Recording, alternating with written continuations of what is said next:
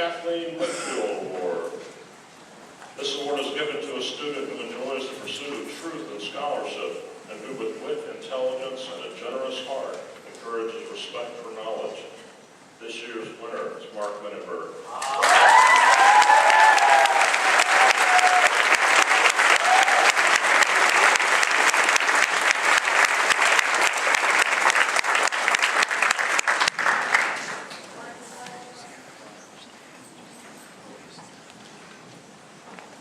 The Alumni Memorial Award is given each year to that member of the senior class who throughout the years has exemplified by industry and honorable conduct and understanding of and adherence to the ideals of the Doane Stewart School.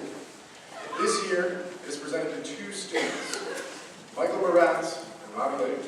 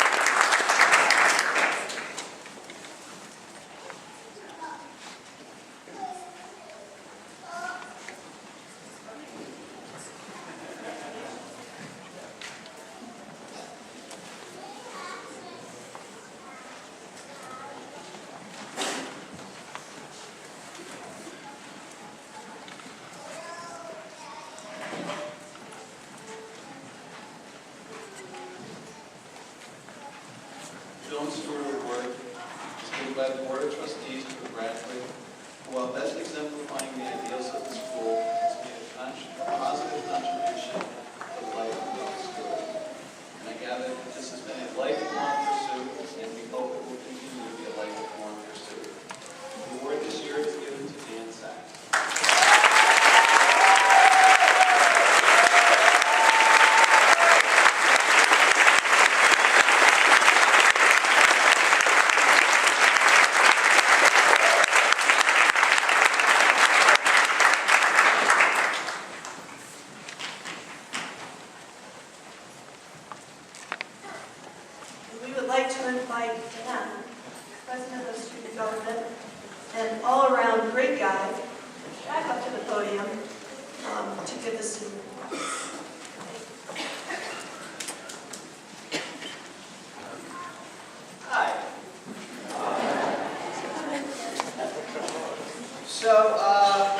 For the seniors and for all my peers, I want to share a lesson that Doane Stewart has given me that's probably one of the most important lessons I've ever learned.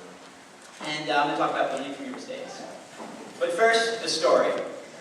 In a small village, there was a massive bell tower. And within the tower, there lived an elderly gentleman who had the important task of ringing the bell every hour of every day. As one might imagine, this was an arduous task. And one day the bellman decided that he had had enough. He took out an advertisement in the village newspaper, and soon thereafter, a young man was knocking on the tower door at the gate. The bellman hobbled down the seemingly endless flights of stairs, and finally let the ambitious fellow look him in. All the way up, the two went until they reached the top of the tower. It's real simple, the bellman explained. Just ring this every hour, on the hour, every day. The young man nodded. In fact, the bellman continued, it's coming up on noon now. Give it a ring, why don't you? Not missing a beat, the young man squared up with the bell. Suddenly, and to the bellman's surprise, The young man took 5 steps back and ran headfirst into the bell. He proceeded to fly out of the tower, plummeting to his doom. The bellman rushed down the stairs and arrived at the young man's body that was already attracting attention. A police officer approached the bellman. "Do you know him?" the officer inquired. The old man took a moment and then responded, "No, but his face sure does ring a bell." Now I'm sure you're thinking, what in God's name does a guy bludgeoning himself with a bell have to do with me? Well, I'm glad you asked. I will be the first to tell you that I am constantly making mistakes. Whether it's academic or otherwise, mistakes make up a large portion of my life. But that is perfectly normal. It's so normal, in fact, that there isn't one person in this room who hasn't made a mistake within the past 48 hours. We are all so terribly imperfect, and that's a beautiful thing. Mistakes help us to grow. It's after our greatest screw-ups that we develop the most. Don't Stewart is an environment where it is safe for students to take risks, because there's an unwritten philosophy here. It is not our mistakes, but how we choose to act in the aftermath of those mistakes that define us. This is, in my opinion, the most important lesson Don't teaches. Not only because the ability to pick oneself up after a sometimes crippling defeat is a skill that is invaluable throughout life, but because a having mistakes are okay attitude promotes risk-taking. Nothing can be learned if you don't challenge yourself. So now we return to our friend with a headache. I'm sure that everyone standing over him must have thought him to be a lunatic. I mean, who runs headfirst into a bell? Well, I like to think that the young man was a risk-taker, and that when he eventually picks himself up, he'll be far better off because of the mistake he made.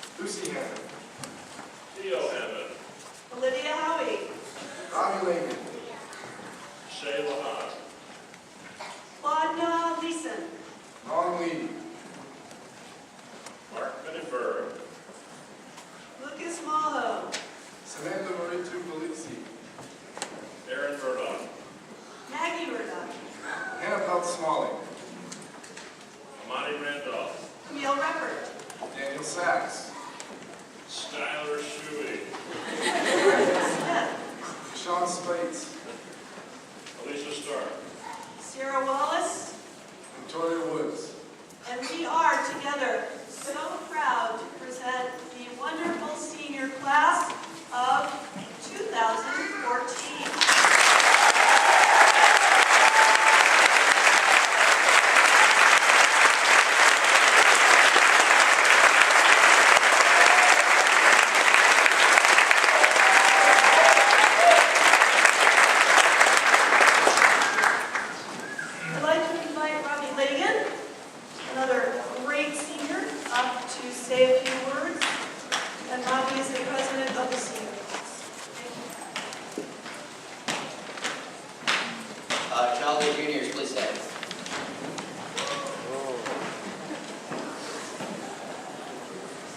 the important job today of turning over the leadership of the school to the next year's seniors, the class of 2015. As I do, I'd like to pass on a bit of advice that you might find helpful as you become leaders of the student body. My closest friends know that I have a mild obsession with the cartoon SpongeBob SquarePants. In addition to being wildly entertaining, SpongeBob episodes often convey important messages to the viewer. I have learned many life lessons from the show. I'd like to share the most important of these with you now. 1. A little kindness goes a long way. SpongeBob is kind to everyone, even his nemesis Plankton. He's committed to being a good sponge. As a result, SpongeBob gains the friendship and respect of many. Try being considerate and kind to even those who annoy you. It will do wonders for your class cohesion and sense of community. 2. Your imagination can take you places. When I hear the word imagination, I think of the episode where SpongeBob and his best friend Patrick amuse themselves by coming up with ridiculous ways to play in a plain box. Just like SpongeBob, I hope all of you can use your imagination to find joy and excitement in anything you do. 3. Have fun, but don't be reckless. SpongeBob and Patrick try their best to live like Larry, a daredevil lobster. They show us that great things come from living your life to the fullest. Most importantly, SpongeBob and Patrick know that success achieved after a challenge is the most rewarding of all. DS offers you many opportunities to try new things. Take some calculated risks. Try a new sport. Take a class you know will be hard. Run for a leadership position. Live like Larry. And 4. A positive attitude really makes a difference. SpongeBob always looks on the bright side, is never sad for very long, and remains optimistic that good things will happen to him. He's fun to be around, elevates even Squidward with his good cheer, and believes anything is possible.